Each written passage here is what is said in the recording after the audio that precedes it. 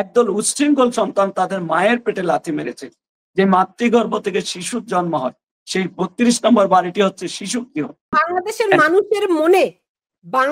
মানুষের মনে আওয়ামী লীগ সম্পর্কে একটা গভীর ক্ষত সৃষ্টি হয়েছে। এটা কি আপনাদের মনে হয় নাকি ক্ষত সৃষ্টি হয়নি? এইটা আপনি সেই ধরনের যে তারা যে মেটিকুলাস ডিজাইনের কথা তারা নিজেরাই স্বীকার করেছে, এবং সেখানে সেই মেটিকুলাস ডিজাইন অনুযায়ী তারা যেভাবে যে যে গভীর ষড়যন্ত্র করেছিল, সেই ষড়যন্ত্রের অংশ হিসাবে তারা আওয়ামী লীগকে মানুষের কাছে হেয় প্রতিপন্ন করার যে চেষ্টা করেছিল, সেটা তারা সফল হয় নাই। এবং 5 তারিখের পরে তারা ভেবেছিল আওয়ামী লীগ নো হয়ে যাবে, শেখ হাসিনা নো হয়ে যাবে, কিন্তু সেটা অবাস্তব, সেটা সম্ভব হয় না, সেটা কোনোদিনই সম্ভব হবে না। তারা মুক্তিযুদ্ধের চেতনাকে ধ্বংস করে দিতে চেয়েছিল এবং বঙ্গবন্ধুর ৩২ নম্বর ধানমন্ডির বাড়িটি ঘুরিয়ে দিয়েছিল, এবং তারা ভেবেছিল যে এটা ঘুরিয়ে দিলেই বঙ্গবন্ধুর আদর্শকে নিশ্চিহ্ন করা যাবে, আওয়ামী লীগকে নিশ্চিহ্ন করা যাবে, কিন্তু সেটা কোনোদিনই সম্ভব না। একদল উচ্ছৃঙ্খল সন্তান তাদের মায়ের পেটে লাথি মেরেছে। যে মাতৃগর্ভ থেকে শিশুর জন্ম হয়, সেই ৩২ নম্বর বাড়িটি হচ্ছে শিশু গৃহ।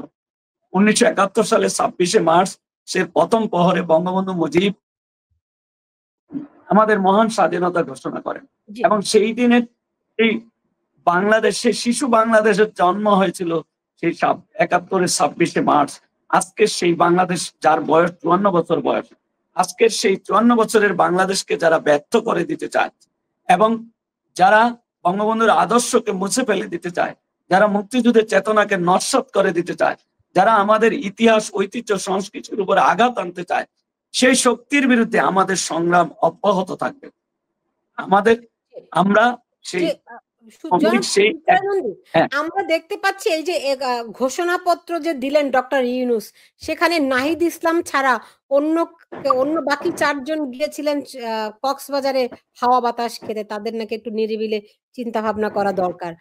বিভিন্ন মাধ্যম থেকে আমরা খবর পাচ্ছি আসলে এনসিপি ভেঙে গেছে এবং ডক্টর মোহাম্মদ ইউনূস এনসিপি কে, মানে এই তরুণদেরকে যাদেরকে সামনে রেখে আন্দোলনটি পরিচালিত হয়েছিল, তাদেরকে এক ধরনের ছুঁড়ে ফেলে দিয়েছেন, এমন অভিযোগ বিভিন্ন মাধ্যম থেকে পাচ্ছি। আওয়ামী লীগ এদের ব্যাপারে তাদের কি সিদ্ধান্ত হবে? আপনারা কি এদের সঙ্গে কোন রকম কোনো যোগাযোগের চেষ্টা করছেন? আপনারা বলছেন তাদেরকে বিভ্রান্ত করা হয়েছে, আপনারা বারবার করে বলছেন যে তরুণদেরকে বিভ্রান্ত করা হয়েছে। এটা আপনি জানেন যে এই তরুণ প্রজন্মকে গুজব ছড়িয়ে এবং তাদেরকে বিভিন্ন বিভ্রান্তমূলক কথাবার্তা বলে তাদেরকে ভিন্ন পথে প্রবাহিত করার চেষ্টা করা হয়েছে। আজকে আপনি দেখেন জননেত্রী শেখ হাসিনা বিভিন্ন ভার্চুয়াল সভায় সেই তরুণ প্রজন্ম, সেই ছাত্ররা তার কাছে, নেত্রীর কাছে ক্ষমা চাচ্ছে তাদের ভুলের জন্য। এরকম প্রতিদিন অসংখ্য ছাত্রছাত্রী নেত্রীর সাথে কথা বলছেন এবং তারা তাদের ভুল স্বীকার করছেন যে আমরা ভুল করেছি, আমাদেরকে আপনি ক্ষমা করে দেবেন। এভাবে যারা ভুল স্বীকার করবে অবশ্যই তাদেরকে আমরা বুকে টেনে নিব। আমরা জানি এই প্রজন্মকে সেই মেটিকুলাস ডিজাইন অনুযায়ী তাদেরকে ভুল পথে পরিচালিত করা হয়েছিল। তারা অবশ্যই সত্যের পক্ষে এবং ন্যায়ের পক্ষে তারা আসবে, অবশ্যই ফিরে আসবে, এবং তাদের ভুল ইতিমধ্যে বুঝতে পেরেছে। এবং আপনি দেখেছেন অনেক যারা সমন্বয়কদের মধ্যে অনেকেই ইতিমধ্যেই তারা তাদের এই প্ল্যাটফর্ম পরিত্যাগ করে সেখান থেকে তারা সত্যের পক্ষে এবং ন্যায়ের পক্ষে অবস্থান নিচ্ছেন। অনেকেই সে কথা বলছেন এবং মুক্তিযুদ্ধের চেতনার কথা বলছেন, এবং তারা আমাদের মুক্ত চিন্তার কথা, অবস্থান নিচ্ছেন। আওয়ামী লীগ, তাদেরকে অনেককেই ভয় দেখানো হচ্ছে যে আওয়ামী লীগ আসলে এদেরকে ফাঁসিতে ঝুলানো হবে, এরকম ভয়। আমি তো বলেছি যে আমরা প্রতিহিংসায় বিশ্বাস করি না। আমি ইতিপূর্বেই বলেছি আমরা সহিংসতায় বিশ্বাস করি না।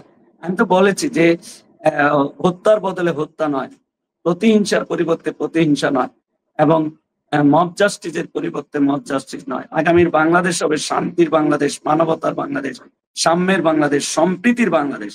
অবশ্যই আমরা সেই যারা ভুল স্বীকার ইতিমধ্যে করছে, কন্টিনিউ করছেন, আপনি নেত্রীর যে ভার্চুয়াল সভাগুলো দেখেন সেখানে অব্যাহত রয়েছে, এবং এরাই আজকে সেই বিপ্লবের কথা তারাই স্বীকার করেছে যে তারা ট্রেনে আগুন দিয়েছে, বাসে আগুন দিয়েছে, তারা মেট্রো রেলে আগুন দিয়েছে এবং পুলিশ হত্যা করেছে, তাহলে তাই এই বিপ্লব হতো না। ওরাই স্বীকার করছে। এটা তো বাস্তবতা। আজকে যারা এই আমরা আইনের শাসনে বিশ্বাসী, বিচার বিভাগের স্বাধীনতায় বিশ্বাসী, আজকে আইনের শাসনে বিচার বিভাগের স্বাধীনতা নেই। আজকে যে বাংলাদেশ আজকে একটা ব্যর্থ এবং অকার্যকর রাষ্ট্রে পরিণত হতে চলছে। এটা আমার কথা নয়, এটা আন্তর্জাতিক এবং জাতীয় বিশ্লেষকদেরই কথা। হ্যাঁ। এখন আমাকে যদি একটু বলেন যে দেখুন অনেকেই আপনি জানেন যে একজন মেজর এবং তার স্ত্রীকে আটক করা হয়েছে যে তারা ওই মেজর নাকি বসুন্ধরা কনভেনশন সেন্টারে আওয়ামী লীগ ছাত্রলীগের কর্মীদেরকে গেরিলা যুদ্ধের প্রশিক্ষণ দিচ্ছিলেন। তো মানে এই বিষয়টি নিয়ে আপনাদের মূল্যায়ন কি? এরকম কথাগুলি কেন উঠছে? এই ধরনের তথ্য আমাদের কাছে নেই। এই ধরনের আওয়ামী লীগের নামে আপনি জানেন বিভিন্ন অপবাদ দেওয়া হচ্ছে এবং আমরা এই বিভিন্ন গুজব ছড়ানো হচ্ছে। আমরা এই তথ্য আমি এই ব্যাপারে কোনো মন্তব্য করতে চাই না। হ্যাঁ, ধন্যবাদ। জি। আওয়ামী লীগ কিভাবে ঘুরে দাঁড়ানোর চেষ্টা করছে? ধরেন প্রায় ১ বছর হয়ে গেছে, হ্যাঁ? কি আপনাদের আওয়ামী প্রক্রিয়াটা লীগ হ্যাঁ, কিভাবে আপনারা ঘুরে দাঁড়ানোর চেষ্টা করছেন? হ্যাঁ, অবশ্যই আমরা আওয়ামী লীগ একটা গণতান্ত্রিক দল। আমরা নিয়মতান্ত্রিক পন্থায় বিশ্বাস করি। হ্যাঁ, আমরা আগামী দিনের যে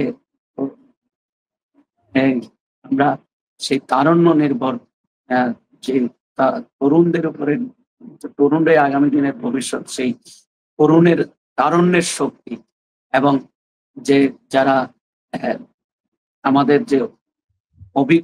যে সিনিয়রদের অভিজ্ঞতা এবং দুইয়ের সমন্বয়ে আমরা তরুণের এনার্জি এবং সিনিয়রদের এক্সপিরিয়েন্স দুইয়ের সমন্বয় আমরা দলকে আগামী দিনে এগিয়ে নিয়ে যেতে চাই এবং আমাদের যে পরিকল্পনা হচ্ছে আওয়ামী লীগ অবশ্যই রাজনৈতিক দল, অবশ্যই আওয়ামী লীগ শৃঙ্খলায় বিশ্বাস করে।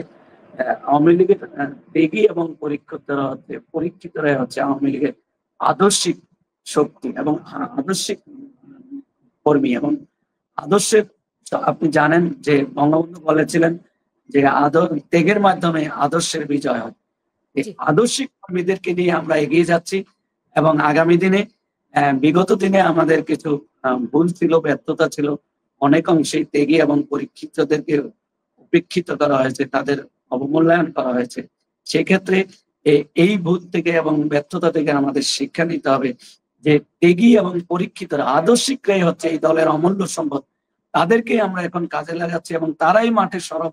আগামী দিনে এই পরীক্ষিত এবং ত্যাগীদেরকে মূল্যায়ন করা হবে এবং দলে গুণগত পরিবর্তন নিয়ে আসা হবে।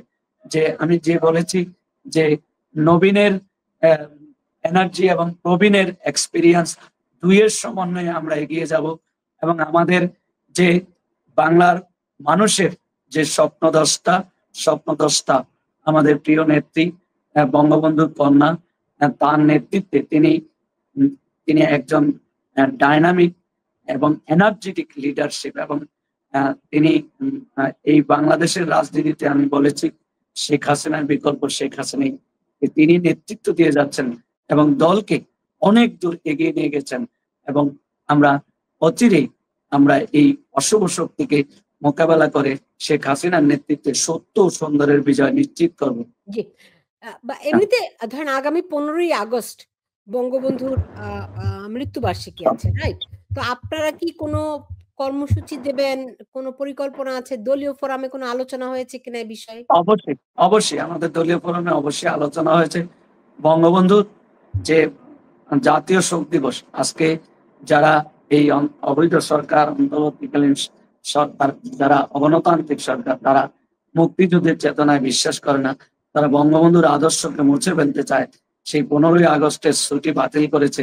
তারা বিভিন্ন অফিস আদালতে সাংবিধানিকভাবে স্বীকৃত যে বঙ্গবন্ধুর ছবি প্রতি সম্মান প্রদর্শন করে, সেই ছবি পর্যন্ত তারা নামিয়ে ফেলেছে বিভিন্ন অফিস আদালত থেকে এবং বঙ্গবন্ধুর প্রতি সর্বোচ্চ অশ্রদ্ধা প্রদর্শন করছে। এই জাতি কোনোদিন এই এই জন্যই তাদের আজকে অধপতন, এই জন্যই তাদের আজকে জনপ্রিয়তা প্রায় শূন্যের কোঠায়, তাদের পায়ের নিচে মাটি নেই। এবং আন্তর্জাতিক ক্ষেত্র তাই হয়েছে। আপনার দেখেন সেই ফ্রান্সে বর্তমান সরকারের প্রধান উপদেষ্টা তিনি যেতে চেয়েছিলেন এবং সেখানে প্রেসিডেন্টের সাক্ষাৎ না পাওয়ার কারণে তিনি সেখানে যান নাই। এবং ব্রিটেনে আমাকে আরেকটা প্রশ্ন আমি কথাটা শেষ করি। এবং ব্রিটেনে তিনি গিয়েছিলেন শত চেষ্টার পরেও ব্রিটেনের প্রধানমন্ত্রীর সাথে দেখা করতে পারেন। এই যে আজকে অবমূল্যায়ন করা, মুক্তিযুদ্ধের চেতনাকে ধ্বংস করার লক্ষ্যই হলো তাদের টার্গেট। এবং বাংলাদেশকে একটা ব্যর্থ রাষ্ট্রে পরিণত করাই হচ্ছে তাদের টার্গেট। সেই জন্যই আজকে আমি বলবো 5ই আগস্ট, 15ই আগস্ট, 21শে আগস্ট একই সূত্রে গাঁথা। এবং তারা বারবার ওই আগস্টকেই ষড়যন্ত্র এবং চক্রান্তের সেই মাস হিসাবে সে আগস্টকেই বেছে নিচ্ছে। তো বঙ্গবন্ধু তারা মৃত্যু শাহাদাত বার্ষিকী যে জাতীয় শোক দিবস, তারা সেটা সেই ছুটি বাতিল করেছে এবং তারা রাষ্ট্রীয়ভাবে সেটাকে যে অসম্মান এবং অপমানিত করেছে সেটার জনগণই সেটার জবাব দিবে। এবং আমরা বাংলাদেশের প্রত্যন্ত অঞ্চল থেকে তৃণমূল থেকে কেন্দ্র পর্যন্ত বঙ্গবন্ধু সেই জাতীয় শোক দিবসের কর্মসূচি আমরা পালন করব। এবং সেটা আপনি ইতিপূর্বেও দেখেছেন আমাদের যে প্রতিষ্ঠা বার্ষিকী হয়েছে, ৭৬তম প্রতিষ্ঠা বার্ষিকী, এত বাধা বিঘ্ন উপেক্ষা করে বাংলাদেশের প্রত্যন্ত অঞ্চলে গোটা দেশে ব্যাপকভাবে কিন্তু প্রতিষ্ঠা বার্ষিকী পালন করা হয়েছে। এবং ছাত্রলীগকে নিষিদ্ধ করা হয়েছে, সেই নিষিদ্ধ ছাত্রলীগও তাদের প্রতিষ্ঠা বার্ষিকী ব্যাপকভাবে পালন করেছে গোটা দেশে। এবং আওয়ামী লীগকে নিষিদ্ধ করা হয়েছে, নিষিদ্ধ করার পরেই ৭৬তম প্রতিষ্ঠা বার্ষিকী কিন্তু পালিত হয়েছে। এবং হাজার হাজার নেতা কর্মী সেই প্রতিষ্ঠা বার্ষিকী পালনের কারণে তাদেরকে গ্রেপ্তার করা হয়েছে। আমার এলাকায় অসংখ্য নেতা কর্মীদেরকে গ্রেপ্তার করা হয়েছে। একটি থানার উপজেলা 14টি ইউনিয়নে 14টি ইউনিটে পালিত হয়েছে, একটা উপজেলায় আমি বললাম।